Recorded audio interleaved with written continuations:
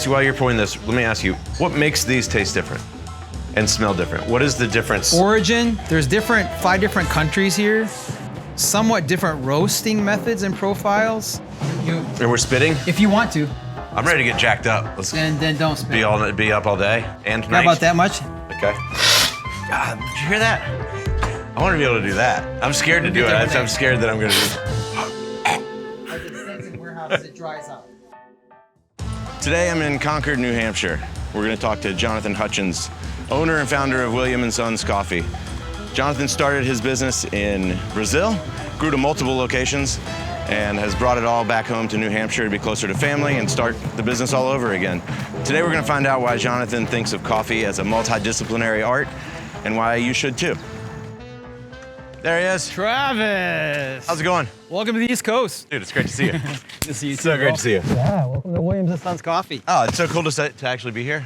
You want a coffee? I do want a coffee. Are you an espresso guy or kind of a light roast, dark roast? What are you excited about? I think I think I'd like start you off to with a walk me through. cortado. I would love a cortado. Yeah, that's a great one. Like, yeah, we'll do that. Are you an oat milk dude? Get deeper. No, I'm a Pure as whole as it can be. Sweet.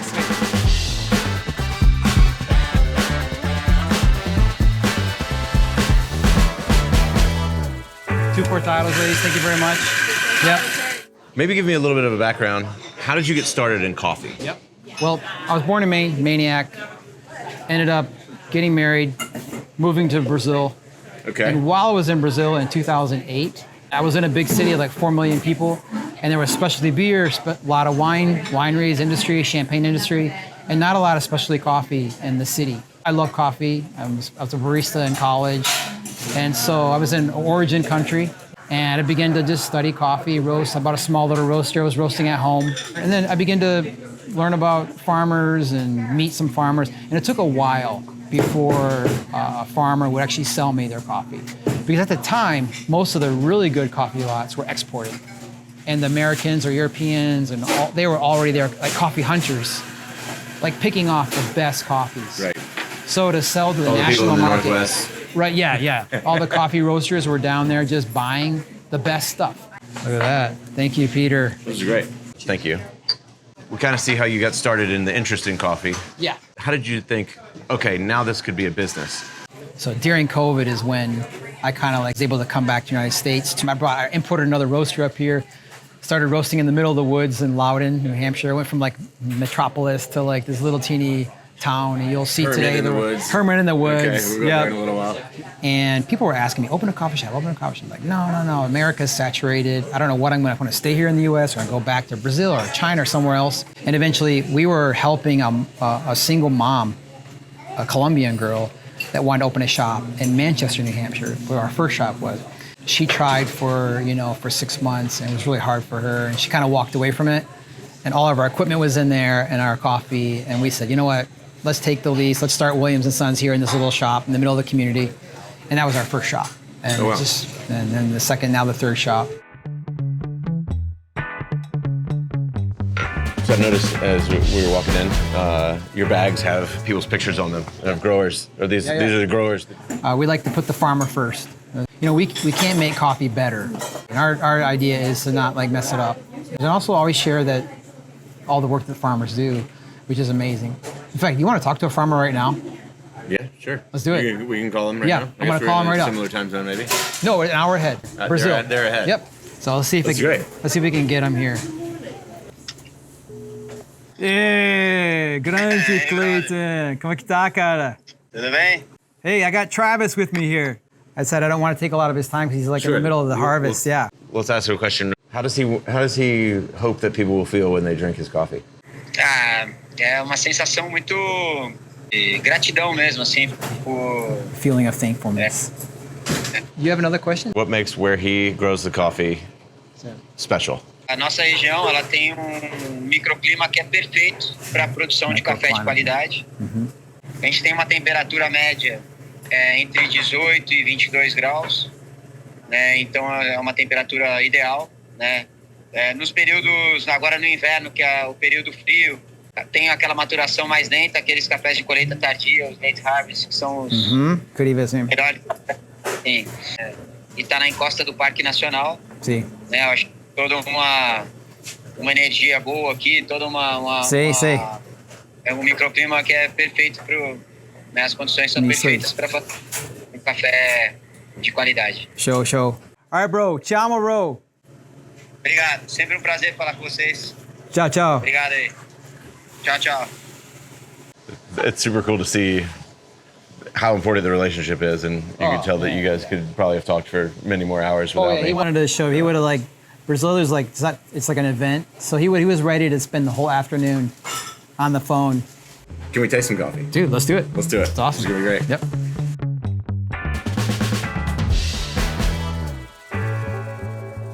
Step All right. right up. So. Okay, what are we doing? Yep. You have 1 to 5, but don't let those numbers mess you up. No, of course Don't worry not. about numbers right now. Let me ask you, while you're pouring this, let me ask you, what makes these taste different and smell different? What is the difference? Origin. There's 5 different countries here. Somewhat different roasting methods and profiles. I'm giving you a lot of information, which I shouldn't do. But that's why it's a blind test. You're not supposed to ask all these questions. You're supposed to just taste the coffees right now. We'll come back to this. So what we're gonna do is there's a process called breaking the crust. Okay. When you break the crust, you go down, and I'll show you how to do it. You dig into that, not too deep, but you break, and then you're smelling the aromas off the back of the spoon. Okay. I've heard of this before, where this is the only time you're going to smell those things. Yep. Is right at now. that It's a moment in time. Yeah. All right. So yeah, I'll let you. You can break the crust in each one. All you do is you come down your nose. You smell it like. Okay, I'm going to push it Yep, away. push it You in, judge my technique here. Yep. Yeah, you kind of get the aromatics coming off of there. I get a lot of fruit in this. Yeah. For sure. I mean, yeah, you can tell as the heat kind of comes off too that it changes the aromatics a little bit. So like the further away the spoon is from me, the different it. You still smells. have the gases coming off of the bloom, yeah. right? So. Yeah, that's really interesting. Yeah, and then wash your spoon. I'd say there's almost also a little bit of a bread character. In that one. Yep. I've never done this with coffee. I've only done organoleptic things with wine. So it's it's a great. I love. The pressure's on here. What am I? What do I smell? It is. It's okay. It's different to try and isolate that because I know. I mean, I smell wine all the time. Right. As it's in different process. So. But you're going to be very perceptive, unlike a lot of people. Yeah, that's a much deeper intensity. Yeah. There's heft to the scent. For sure. I don't want to use generic chocolatey Yeah, it's terms, like chocolate. but It's smoky. but And it's like there's an earthy characteristic to it that's Yep. dynamic and very, very intense comparatively speaking to the For sure. the prior. Wow, that is like citrus. Very good. Yeah. That's like very, very deep citrus, like Yeah. key lime almost. For sure, With yeah. like even and then like the warmth kind of makes it feel like graham crackery. How am I doing? You're doing awesome. Judging You're me amazing. too hard? Yeah, no, you're good. You're good. No. Wow. What's that? That's very different. For sure. I don't know what that is. Right. Yeah. Yeah, you'll be surprised at the end. There's got to be one you don't know what it is. That just confuses me. To be honest with you, that one is just All right, confusing. last one here. That one smells like roast. Yep. That like Very is roasty. Good is the perception. only thing that I would really be able to say about that. There's a lot more fruit character in the further ones down there Yep. than in this one. All right, we're up against the clock now. All right. Take 2 spoons Okay. of equal size, and I'll 2 show you what to do. spoons. Clean it off, Okay, just like cleaning this. it off. What you do is you hold the spoons together like this. And then just go along Watch the- this, yep. Yep. And then rinse your. We want the bubbles getting off too? Is that what Yep. I'm- You want the bubbles off too. Look The at bubble what have a lot of bitterness. I did that one and he did that one. So I will say I need practice. Yeah, exactly. And then when you taste, you And we're spitting? if you want to, I'm ready to get jacked up. Let's then don't spit. be up all day. So And grab night. about that much. Okay. And you're trying to spray it in the back of your head, retronasal. You want that Yep, retronasal. You want to be able to Yep. aromatize. Exactly. It's I'm okay. scared You I'm don't- gonna hurt myself You don't when I have do just this. to slip it in. Just taste it this first time. There you go. Yeah, that's a good way. Yeah, just like you do wine. That one Yeah. has a very, like, I would call that elegant. Yeah. Maybe even. It's very light. Yep, exactly. Beautiful. Texture. Yep. And really, really pretty. Tea-like. There's intensity to that one, but I also still, and maybe this is the wrong time to be saying this, but No, I that's can not. still feel that acidity kind of washing it. Yeah, there is acidity. Exactly. Even though you can tell it's a darker roast, there's some oil on the beans there. There's some complexity to it, even though it's a. Like that's back to a little lighter. Yep. God, did you hear that? I want to be able to do that. I'm scared to do it. I'm scared that I'm going to do. Come on, give it a go. You want me to do one of those? You're dying to get that. Less coffee, less Get coffee. that image. Like, close your eyes. You can really get a lot of the aromatics when you're. I've gotten through every one of them. Yep. All right, Trev. I want you to try to guess least expensive to most expensive. Least expensive to most expensive. Okay. You need to taste the game. I'm going to have a disclaimer here and just say that I know so little about the price impacts of where coffees come from, but I'll just say I'm going to go into my mode of complexity. What can I taste? What can I smell? Like 2025, Focus and everything, it's intensity. all expensive. Yeah, everything costs a lot. This is hard. I'm gonna go with number 3 as the most expensive. Okay. Number 1, I feel like those two could maybe be ties. Yep. Just because they were so expressive and so bright.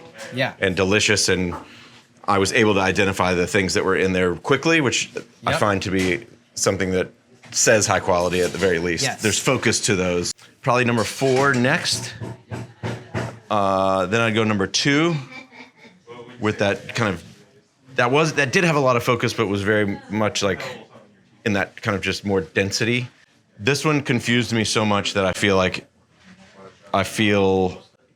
it's the least expensive because I don't taste where it comes from at all. I only taste the roasting, and could be wrong, but I feel like that's. He nailed it. I mean, you literally. You must have heard us talking in the bathroom. I did not. Come on. I was at the very, very back. I did not at all. Amazing. Congratulations. No, exactly. So, this coffee here is the geisha, and this is actually the most expensive coffee. Oh wow. Yeah, but this is the Guatemalan. Okay. So yeah, this is it has some juicy acidity on the end, but yet very smoky, chocolatey. This coffee flies off the shelf. This coffee here is one we don't even presently have on the shelf. And it's interesting that it was your favorite. It's an Ethiopian. Okay. Natural processed coffee. This coffee actually is last year's harvest. Wow. And in its day, it was a really good coffee, but it has old bag taste, old harvest taste, which not many people can taste and recognize, but people love it still. It's amazing. It's got a lot of fruit characteristics to it. But there's a reason why Ethiopia had this problem this year is that the coffee's left late because of all the wars, everything that was happening in Africa. Right, it just kind of has to sit somewhere? Yeah, it had to sit, and most of the Ethiopians that we bought this year had this taste. This is a coffee project, a fermentation project in Colombia that a big, Cote Cavoya coffee, it's a big importer, did on the farm. And this coffee tastes like pineapple. If you probably didn't, because there was so many complexity. That must be why I didn't like it. I don't really like pineapple. There you go. Yeah, try it again. This was my favorite coffee of the year, actually. And now that you say it, I mean, there's a little bit of a this is a coffee suggestive bias. But at the bar we say you're gonna taste pineapple. This is one of those coffees where people are like, oh my word, yeah. Oh, it is there, and it encourages people. This last coffee, these are all Arabica coffees. Okay. This is a variety called Robusta. It's the cheapest, fastest growing, resistant to diseases coffee of the world. Okay. Grows in wildfire at low altitude. This is the workhorse. Yep. And this is used in instant coffee, but it has 3 times the amount of caffeine that Arabica has. Oh, wow. So this may have 150 milligrams of caffeine. That's why I get all jacked up when I drink Yuban. Oh, you will, yeah. Exactly. This has 150 milligrams, 350. Oh, wow. So, awesome. Thank you for doing this. This is really amazing. What was your favorite coffee today? Was it this Ethiopian? Not anymore. At first this one, of course, but now that you've told me that it was garbage, I like the more expensive one. Yeah. We'll roast this one today then. We'll roast this for you. Yeah. So yeah, let's go. We're gonna get to go do some roasting.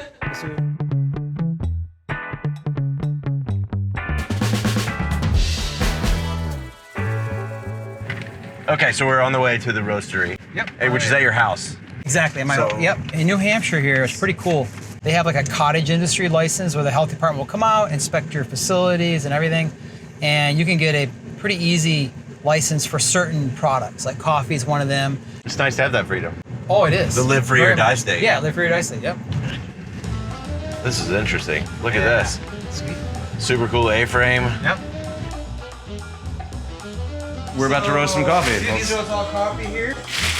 And the coffee that you liked was the geisha. This is the geisha coffee. So this is the green bean, if you didn't know.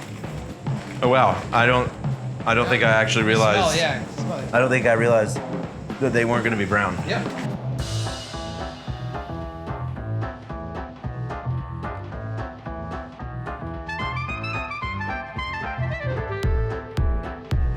Only one bag roasted by Travis. It's very specialty. We're gonna illicitly fly it back to Oregon, sell it on the black market. All right, we've done a lot today. Amazing day, so thank you all. Oh, you're welcome. Thank you. I'm honored. Ahead of all this. But I do want to ask you a couple questions about kind of how the business works. I think for me, for us, like even since the very beginning, I learned that the supply side is all about relationships and trust. Because those farmers, the good coffees are stewarded like jewels, and those farmers know what they have. And if you're gonna get those, you have to have relationships with those people. And I've learned a long time ago, the more you promote the guy who grew the coffee, he'll call you next year and send you his samples. We're a small company with like 3 stores right now, and we can buy micro and nano lots and do that with. Now you go big, like you get in bigger companies, you have like 20 or 30 stores or a franchise, you're gonna have to start blending. You can't promote the farmer anymore. You're gonna have to promote the region. Like this is Colombian coffee versus Juan coffee at this little town in this place. You know, you're gonna have to combine all these little farmers together and sell this as a Huila region or whatever. And You get that, and you can see visibly the drop in quality because you now have a melange of things. Yeah, just roast it darker. Coming together. Just roast it darker then. Which is like the 5th one that we tasted earlier today. Exactly. It was like, Yeah, this is what that comes from. Yeah. So we've talked a couple times about the lean startup mentality. We got a very expensive machine that's sitting behind us, several different expensive machines that we saw at the shop, plus the infrastructure of the building, everything that goes into it. Can you maybe speak a little bit to how you've tried to think about it? Did you raise money? How did you fund the things that you wanted to be able to do? I haven't involved myself in unsecured debt. So I've been very fortunate. Like people have given me like small amounts of money as gifts just because they like me to help me out. But I was very, very frugal and resourceful. Like I still like stamp my own bags. So it's a lot like crazy. Hard work, like a lot of labor, hand labor that my human capital involved in it, doing the work myself. You can go out and get in a lot of debt to start your coffee company. I know people who like, after they've spent this $100,000 machine that does the same exact thing as that does, you go out and you get a loan from the bank and you try to pay that back with coffee. That's gonna take a long time. I've been very fortunate to be at the right place at the right time to like out of nothing, like create something of value and use my own profits to reinvest in the company. Like I think I mentioned to you before in the beginning, or even to this day, farmers loaned us their coffee because you need coffee, right? You need green coffee, and that requires a lot of cash. And farmers have always said to me, John, pay when you want, when you can. So I had the opportunity to like have coffee on consignment, basically. And how does your life change from I want to roast coffee and be the best at roasting coffee. I want to do this. This is the thing I care about. This is the art. That now your business, you have a bunch of people working with you. Yeah. How does that change your mentality? Because it's not just, I just want to hold up in here and only do this. You've got to interact with the rest of your team. I actually, one of the things that I get off on are like building things and then walking away from them and watching them go. And watching other people like really do them better than me. That's what I enjoy. So when I like step back and walk away from a shop and see it running and it's like, sit down and watch it, it's cool to me. That's like cool. Really, that's like fulfillment. I got amazing advice from a very famous Burgundian winemaker once. And he said, you want to start your own winery someday? That's what I told him. I was interviewing. And he said, he didn't hire me, just for the record. But he said, really what it is about your methodology, because you won't always be the one person doing all of those things. And I remembered that, and I hear you kind of echoing that a little bit as well. It's like a little bit of recipe, of the recipe. Yeah, you figure out how you want it to be done and what you want to be done, but then at a certain point, the rest of the business also needs attending to, and you're going to be working with other people. You can't just be the one miser artist that does the one thing. And even in that stage, you've probably got people coming to help you either harvest or pick or do something around. So you've got to evolve in that way. The goal with the business that we've created, Dillaboo Wines, Our whole stated goal is to extend the average dinner by 1 hour. Open another bottle, share with people around you that you love, spend more time, tell another story. If you could have dinner with one person, dead or alive, who would it be with? Where would you go? What would you do? Probably my dad, probably with William, right? Yeah, so just get to share with him like all that took place after he passed away to like the business. He'd probably be so proud and be happy. It'd be cool to him, I think, to see how I went from what I did when he knew me to do coffee and the company named it. He'd probably be embarrassed. He was kind of more of an introvert too, kind of like shy kind of a guy. But he'd be pretty pumped, I think. And where would you go? Would you maybe wouldn't even eat dinner? I probably would just cook out. Coffee? I'd probably just have some coffee and like make some meat for him.